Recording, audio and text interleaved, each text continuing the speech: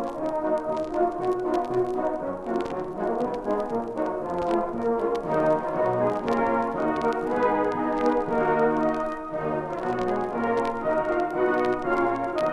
you take us back to when you first met? If you can remember. Can you remember when you first met? Yes, certainly can. It was 1977 that Charles came to stay as a friend of my sister Sarah's for a shoot. We sort of met in a ploughed field. Slightly previous to that, but I know. And what did you think then? What was your instant impression, both of you? What did you think about Lady Diana then? Well, I remember thinking what a very jolly and amusing and attractive 16-year-old she was. And, I mean, great fun, and bouncy and full of life and everything.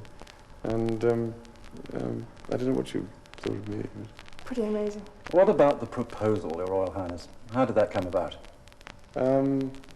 Well, I asked Diana before she went to Australia, 2 or 3 days before, because I thought it would be a good idea that, apart from anything else, if she went to Australia, she could then think about it, and if she didn't like the idea, she could say she didn't, or if she did, she could say that. But in fact, you actually said yes, quite promptly. Before you went to Australia? Yes. And then we had to sit on it for 3 weeks. Must have been an agonising 3 weeks. Did you speak at all? I mean, the phone lines must have been pretty busy between here and Australia. Yes, we tried, but it was quite difficult because I think there was a certain amount of press interest there, although they never actually found you, did they? No. But I rang up on one occasion and I said, can I speak? And they said, no, we're not taking any calls. So I said, well, is the Prince of Wales speaking? How do I know it's the Prince of Wales? Came back a reply. So I said, well, you don't, but I am, in a little rage. Did it cross either of your minds that in 3 years' time you would be announcing your engagement, thinking of getting married? No. No. Not at all. Well, at what point did you decide that this was the right lady for you? Well, gradually. I suppose towards the end of the summer and the autumn last year. And I began to realise, what was going on in my mind and hers in particular. And all these things help. But, it was a gradual business.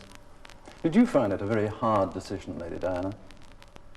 I had a long time to think about it, because I knew the pressure was on both of us. And it wasn't a difficult decision in the end. That's what I wanted. That's what I want. You haven't seen the ring. Maybe have a look at your... Yes. Wonderful sapphire and diamond. When were you given that? Just last night? Or? No, Sunday. But not wearing it? No. Yesterday? No, pretty hidden. And when did you tell the Queen that this was what you wanted to do? Well, about 3 weeks ago. So, as I say, we've had to sit on it and hide it for 3 weeks, which hasn't been all that easy. But I was absolutely determined that it was going to be as near a secret as possible on the actual day. That was my ambition.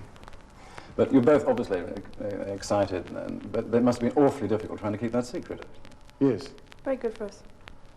And very good for good practice. Yes. Honeymoon plans, or is that something you have to talk about now it's official?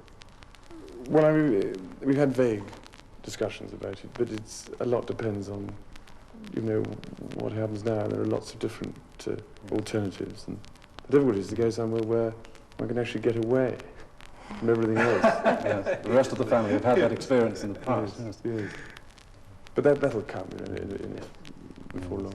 Because now, having puzzled over it, decided, you're now going to be separated again because you're going to Australia, New Zealand, and you'll be away, 5, 6 weeks? Yes. What are you going to do in the meantime? Oh, don't worry, Ash, we're very busy. Not back to the nursery and not back to flat sharing, presumably. Nope. You've moved to your accommodation. I'll be moving all over the place, I think. Trying to keep away from it. Possibly, yes. But you sort of made a little grimace there, as if you rather like flat sharing, and that is something. No, I you're was giving up. referring to the children. I miss them. You miss looking after the children. Yes. Well, they'll certainly miss you, won't they? Hope so. Do you find it a very daunting experience that yesterday you were a nanny looking after children, now you're about to marry the Prince of Wales, and one day you would, in all likelihood, be Queen? It's a tremendous change for someone, if I may say, of 19 to make all of a sudden, the transition. It is, but I've had a small run out to it all in the last 6 months. And next to Prince Charles, I know I can't go wrong. He's there with me. Are you planning, you must be planning for the future, where you're going to live and this sort of thing? You talk Oh about yes, that? yes, yes. I mean, I've got this house in Gloucestershire, which I acquired last year. With marriage in mind? No, not really. I mean, I did want somewhere very much as a base, and I wanted somewhere which was nearer to the Duchy of Cornwall areas that I could reach then and visit people and look at the farms and things.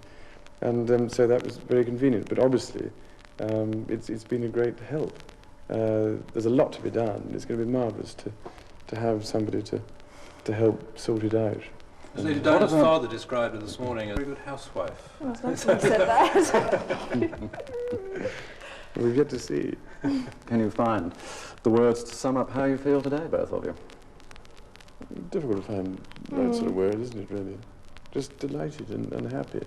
And I'm amazed that she's been brave enough to take me on. And I suppose in love. Of course.